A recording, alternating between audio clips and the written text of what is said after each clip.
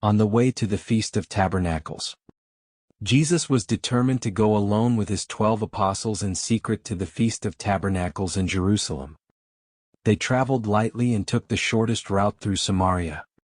By evening, Philip and Matthew went looking for lodging in a village near Mount Gilboa. The people in this Samaritan village hated Jews, and these feelings were heightened at this time of year because many Jews were passing through their area on their way to the Feast of Tabernacles. The villagers knew very little about Jesus and refused them lodging because they were Jews.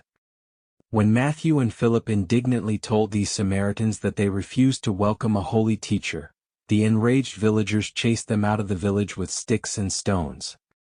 When Philip and Matthew returned breathless to their companions and indignantly told them how they had been chased out of the village, James and John went to Jesus and said, "Master, we ask you to call on your heavenly servants to send fire from heaven on this insolent village and burn it from the face of the earth." When Jesus heard these vengeful words, he took the sons of Zebedee aside and sternly rebuked them. "You do not understand the consequences of this short-sighted thinking.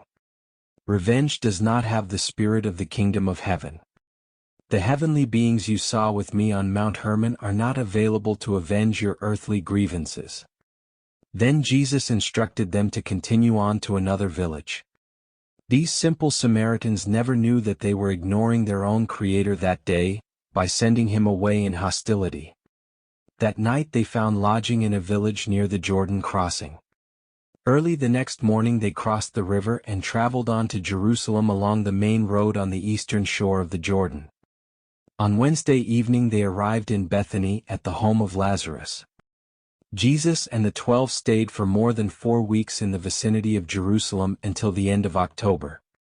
Jesus himself came into the city only a few times, and these brief visits took place on the days of the Feast of Tabernacles.